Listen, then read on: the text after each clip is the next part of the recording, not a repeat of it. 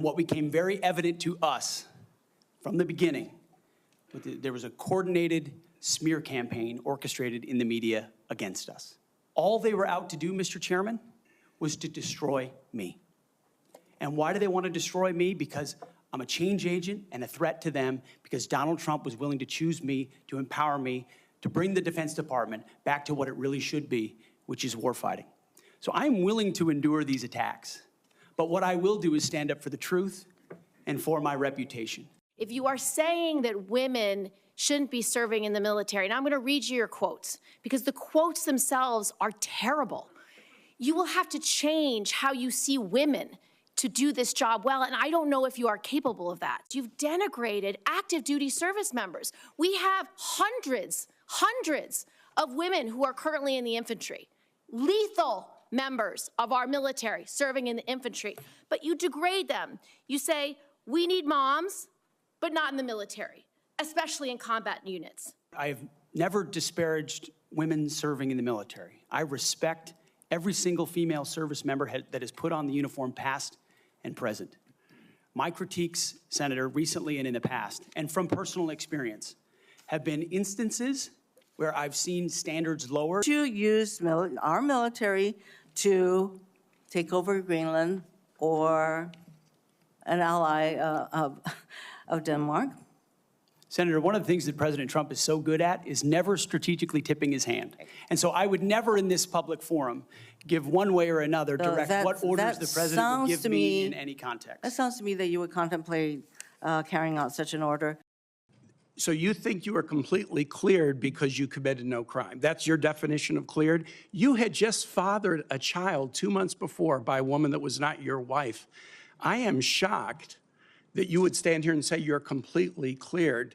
Can you so casually cheat on a second wife and cheat on the mother of a child that had been born 2 months before, and you tell us you are completely cleared? Behind me. You've admitted that you had sex at that hotel in October 2017. You said it was consensual, isn't that correct?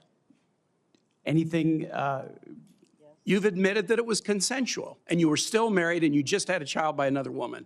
Again, how do you explain your judgment? Completely false charges against me. You fully investigated, and I was completely clear. You have admitted that you had sex while you were married to wife 2 after you just had fathered a child by wife 3. Assume that in each of your weddings you've pledged to be faithful to your wife. You've taken an oath to do that, haven't you? Senator, as I've acknowledged to everyone in this committee, not a perfect person, not claiming to be. But no, I just asked a simple question. You've taken an oath like you would take an oath to be Secretary of Defense in all of your weddings to be faithful to your wife. Is that correct?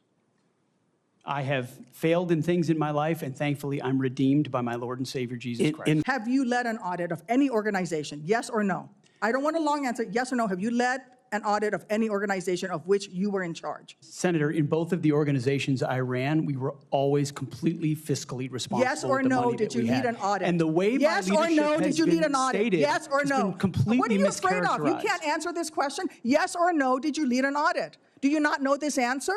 Senator, every part of my leadership of these organizations has been misrepresented. I will take that as a no. What were the findings? So there were no findings because you've never led an audit. What guidance did you give the auditors? None, because you've never led an audit. Nobody expects you to be an accountant, Mr. Hegseth.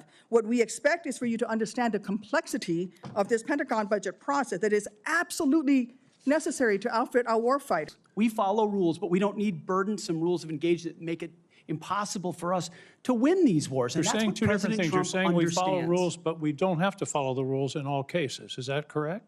Senator, I'm making an important tactical distinction that warfighters will understand, that there are the rules we swear an oath to defend, which are incredibly important, and this committee understands and helps set them. And then there are those echelons above reality, from, corps to division to brigade to battalion, and by the time it trickles down to a company or a platoon or a squad level, you have a rules of engagement that nobody recognizes. And then it makes you incredibly difficult to actually do your job on the battlefield. During the COVID hysteria and in their attempt to fire 100,000 people who worked for bigger companies because they didn't get the COVID shot, or to mask 5-year-olds, they decided also to make this a central plank in their policy at the Pentagon. 8,000 well-trained, so we got a recruiting crisis, 8,000 Well-trained men and women were fired. Were fired. Will you commit today, Mr. Hegseth, to recruit these folks back, to give them back pay, and give them an apology from the United States government for how they were disrespected? Senator, I will commit to this because the Commander-in-Chief has committed to this, that not only will they be reinstated, they will receive an apology, back pay, and rank that they lost because they were forced out due to an experimental vaccine.